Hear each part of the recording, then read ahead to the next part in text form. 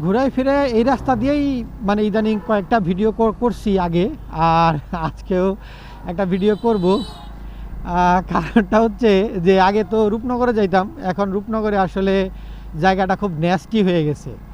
Hotel টোটেল দিয়ে একেবারে এমন অবস্থা হয়েছে, তার উপরে গাছপালার আগের মতো নাই, আগের মতো খোলা জায়গা নাই। আগে তো একেবারে পানি টানি আসলে সুন্দর নৌকা দিয়ে ঘোরা টোরা যাইতো, এখন কিছুই নাই। মানে আছে বাট ওরকম না, একেবারে জায়গায় জায়গায় মানুষ বাড়ি টাটি ফেলে জায়গাগুলো উঁচা করে ফেলছে, এই জন্য হচ্ছে এই সমস্যা। তো রূপনগরে যাবো আবার হয়তো কোনো এক সময়, কিন্তু এখন আপাতত গেরুয়ার এই রাস্তাটাই মানে খুব টানে। আবার ভিডিও যে দিছি অনেকেই পছন্দ করছেন, অনেকে জিজ্ঞেস করছেন ভাই রাস্তাটা সুন্দর কোথায়, তো এই জন্য এই দিকেই আসছি। আচ্ছা, পেঁচাল পারলাম অনেক। মোদ্দা কথা হচ্ছে যে এক ভাই একটা কমেন্ট করছে, কমেন্টটা পড়ার পরে না মানে আমি ভাবছি যে এটার একটা উত্তর দেয়া দরকার, একটা কাউন্টার দেয়া দরকার। সেটা হচ্ছে যে মাথা ভর্তি গু না থাকলে কেউ এই বাইক কিনে না।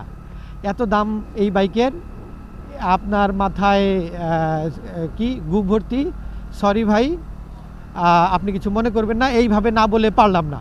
তো যাই হোক, আমি এটা নিয়ে মাইন্ড করি নাই। আমার কথা হলো যে ঠিক আছে, আপনি বলছেন একটা কথা যে এই বাইকটার এত দাম, মানে মানে আপনার মূল পয়েন্ট হচ্ছে যে এই বাইকের এত দাম কেন, এত দাম দিয়ে এটা কিনবো কেন, সে বোকা ছাড়া আর কিছুই না, মানে বুঝাতে চাইছেন এইটা।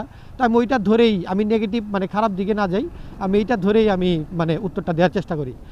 দেখেন, প্রথম কথা হচ্ছে যে হিরো স্প্লেন্ডার এইটা মানে টোটাল ওয়ার্ল্ডে আছে মোটামুটি আজকে প্রায় 30 বছর কম বেশি, বা 25 বছর এরকম। 25 বছর তো অবশ্যই, 30 হইতে পারে, আমি শিওর না, তবে আমরা 25 ধরে চলি।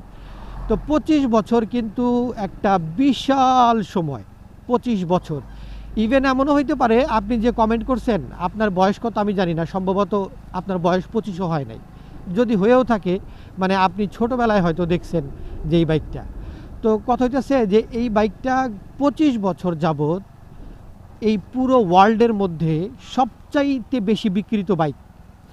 এই মুহূর্তে যদি হিরো চিন্তা করে যে না, আমি আর কোনো নতুন মডেল বের করব না, আমি কোনো কিছুই বিক্রি করব না, শুধুমাত্র এই বাইকটাই যা বিক্রি হয়েছে, আমি আর কোনো মানে বিক্রি করব না, আমি টোটালি কোম্পানির আর শুধু পার্টস সাপ্লাই দেবো যেগুলো মার্কেটে আছে, কিন্তু আমি নতুন বাইক আর বের করব না। তারপরেও এই বাইকটা যে পরিমাণ সারা ওয়ার্ল্ডে বিক্রি হয়েছে, শুধুমাত্র এর পার্টস বিক্রি করেই না ওদের 14 পুরুষ বৈশা খাইতে পারবে। যদিও ব্যবসায়ীরা এটা করবে না, মানে এটা আর কি একটা কথার কথা আর কি। তো এখন কথা হইলো ভাই, যে আপনি যে বললেন যে এই বাইকটার মানে এত দাম কেন, তো প্রথম এই কথাতেই তো আপনার বোঝা উচিত যে 25টা বছর যাবৎ এইটা মার্কেটে ডমিনেট করতেছে। আপনি দেখেন, এটা প্রথমে আসছিল হিরো হোন্ডা এদের জয়েন্ট ভেঞ্চারে, পরে হোন্ডা আলাদা হয়ে গেছে, হিরো আলাদা হয়ে গেছে।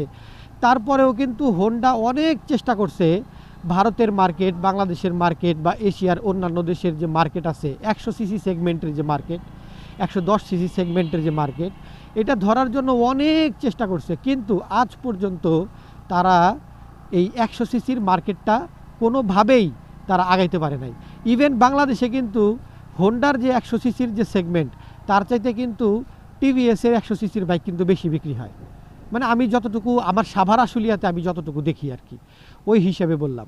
তো এখন ধরেন যে আপনি যদি ওই দিক থেকে যদি চিন্তা করেন যে ঠিক আছে, তাইলে এইটা তো হোন্ডা বানাই দিয়ে গেছে, এখন ওইটা দিয়ে খাইতেছে। ভাই, হোন্ডা দিয়ে খাইতেছে ঠিক আছে, এখন হোন্ডা যে চলে গেছে তাই বলে কি ওরা ওদের নিজস্ব যে সিস্টেম ডেভেলপ আছে, সেই সিস্টেম কি তারা ডেভেলপ করে নাই? সিস্টেম ডেভেলপ করছে। সিস্টেম ডেভেলপ করার পরেই তারা এই জায়গাটাতে আসছে। একটু ছায়ার জন্য দাঁড়াইছিলাম, কিন্তু মনে হচ্ছে সামনে আর একটু ভালো জায়গা পাবো, আগে ওইখান থেকে আসি, তারপর একটা ছোট্ট কাজ আছে সেটা সারবো, তারপরে যাব। আচ্ছা, তো সেটা হচ্ছে যে ওরা চেষ্টা করছে, হোন্ডা আলাদা হয়ে যাওয়ার পরে চেষ্টা করছে, কিন্তু পারে নাই। সো হিরো তারপরে থেকে গ্র্যাজুয়ালি কিন্তু তারা ডেভেলপ করতেছে। আপনি দেখেন যে 25 বছর আগের যে ইঞ্জিন কোয়ালিটি আর এখনকার যে ইঞ্জিন কোয়ালিটি, এখনকার যে টেকনোলজি, সবই কিন্তু আলাদা। ওই সময়ে যেসব টেকনোলজিগুলো ছিল না, এখন সেই টেকনোলজিগুলো দিছে। যেমন এখন মানে মানুষ কখনো চিন্তা করে না যে হিরো স্প্লেন্ডারের মধ্যে হাইড্রোলিক ব্রেক আসবে, এটার মধ্যে হাইড্রোলিক ব্রেক আসছে। তারপর i3s নামের একটা যে টেকনোলজি তারা ডেভেলপ করছে, অসাধারণ একটা টেকনোলজি। আপনি দেখেন, এটা বাংলাদেশের অন্যান্য কোনো বাইকে, আমি বাংলাদেশ হিসাব করেই বলতেছি, কারণ যেহেতু যদিও সবই জাপানি, চাইনিজ এবং ইন্ডিয়ান বাইকই আমাদের দেশে চলে, অন্য কোনো বাইক নাই। আমাদের নিজস্ব ব্র্যান্ড রানার ছিল, সেটাও তো প্রায় বন্ধের পথে। তো এখন কথা হইতেছে যে ওরা কিন্তু গ্র্যাজুয়ালি ডেভেলপ করছে। আগের একবারে শুরুর দিকে যে ইঞ্জিনগুলো ছিল ওগুলোর মধ্যে কিন্তু আপনার ইঞ্জিন কুলার ছিল না, মানে এসি যেটা। এখন কিন্তু এগুলোর মধ্যে কিন্তু ইঞ্জিন কুলিং করার জন্য কিন্তু একটা এসি পাম্প দিয়ে দিছে, যেটা থেকে বাতাস, গরম বাতাসটা বের করে দিবে এবং আবার ঠান্ডা বাতাস দিয়ে দিবে। তো এই সব কিছু কিন্তু আগে ছিল না, এখন আছে। এখন সময়ের যে দাবি, সময়ের যে বর্তমানের যে মার্কেটে অন্যান্য বাইকের যে দাম, ওই হিসেবে এইটার যে মার্কেটের চাহিদা, এই চাহিদা অনুযায়ী এটার দাম 1,31,000 টাকা। আপনি এটার বেস ভেরিয়েন্টে যান, আপনি 1,22,000 পাবেন। হ্যাঁ, আজ থেকে 2-3 বছর আগেও এই বাইকের দাম ছিল 1,05,000 বা 10,000 টাকা বা 95-96,000 টাকা। এখন এটার বেস ভেরিয়েন্টটা আসছে 1,22,000 বা 23,000 টাকা। তো এখন ওই হিসাব করলে আপনি যদি দেখেন যে যদি 1,05,000 টাকা হয়ে থাকে আর এখন যদি 1,22,000 টাকা হয়ে থাকে, তাহলে বাড়ছে কত? 17,000 টাকা। ডলারের যে ইনফ্লেশন, ওই হিসেবে 17,000 টাকা আপনি খুব একটা বেশি বলতে পারবেন না।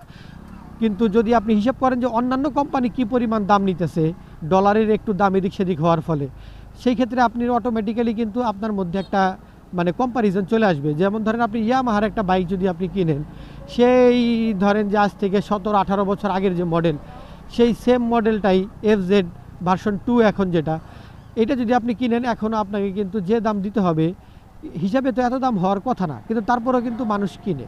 এখন সেজন্য কি আপনি বলবেন যে তাদের মাথা ভর্তি গু?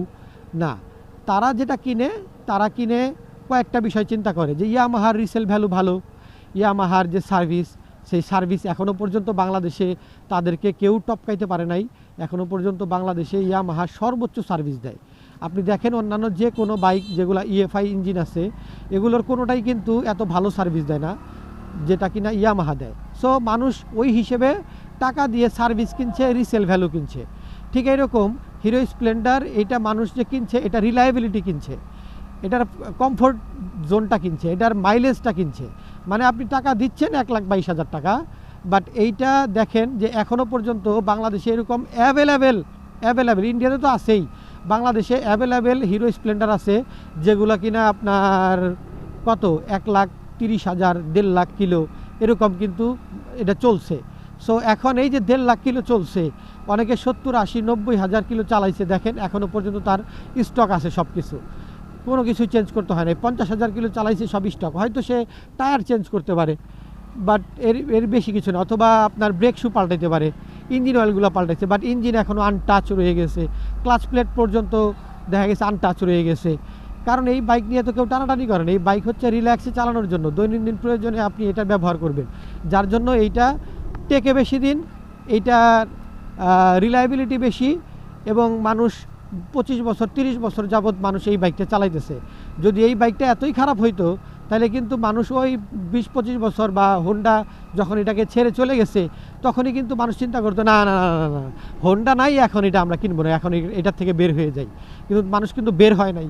সো এখন যদি এটার বেস ভেরিয়েন্ট 1,22,000 ধরেন, আর হাইড্রোলিক ব্রেকের কারণে আপনার এটার মধ্যে আরেকটু দাম আপনি ধরে রাখেন যে 10-12 হাজার টাকা এদিক সেদিক হয়েছে, আবার তার উপরে এইটার যে গ্রাফিক্স লুকস দিয়ে এটাকে আনছে, এইটার যে কালার দিয়ে এটাকে আনছে, ওই হিসেবে তারা হয়তো চিন্তা করছে যে আমরা একটা ক্লাসিক গাড়ি বানাইছি, ঠিক আছে, এটাকে আমরা জেনারেলের চাইতে আরও 5,000 টাকা বাড়ায় বিক্রি করব, দেখা যাক মানুষ কি করে।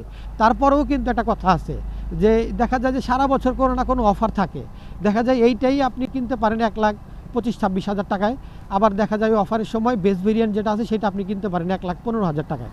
সো আপনি ওই দিক থেকেও চিন্তা করলে কিন্তু খুব একটা যে ডিফার এরকম না।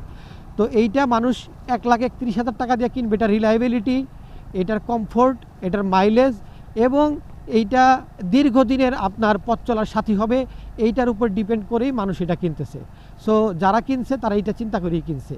আমিও যে কিনছি, আমিও কিন্তু এটা চিন্তা করেই কিনছি যে আমার এটা মাইলেজ ভালো দিবে, আমার এটার মানে কমফোর্ট ভালো, এটা রিলায়েবিলিটি, মানে আমি তো চালাবো, যদি ভবিষ্যতে কোনো দিন আমি রয়্যাল এনফিল্ডও কিনি, যদি আল্লাহ আমাকে কিনতে দেয়, তারপরে এই বাইকটা আমি বিক্রি করবো না, এটা আমি রাখবো, পাশাপাশি এটা আমি চালাবো, এটা আমার পরে আমার নাতিপুতিরা চালাবে। যেমন এখন অনেকের বাসায় এখনও আছে, তার বাচ্চা যারা চালায়, এখন তারা চালায়। ঠিক এরকম আমার ক্ষেত্রেও এটা হইতে পারে যদি আমি যত্ন করে রাখতে পারি। তো এই কারণে এটার দামটা একটু বেশি। তবে অফারের সময় কিনলে কিন্তু আপনি জেনারেল মানে এটা কিনতে পারবেন 1,25,000 আর বেস ভেরিয়েন্ট 1,15,000 বা 16তে, এই জন্য দামটা বেশি। সো তারপরেও যদি আপনার কাছে মনে হয় দামটা বেশি, কী কারণে আপনার কাছে এখনও দামটা বেশি মনে হয় কমেন্ট বক্সে লিখে জানান, ইনশাল্লাহ আমি সেখানে উত্তর দেওয়ার চেষ্টা করব। তো ভালো থাকবেন, সুস্থ থাকবেন, সেফলি বাইক রাইড করবেন, হেলমেট পরে বাইক রাইড করবেন। আল্লাহ হাফেজ।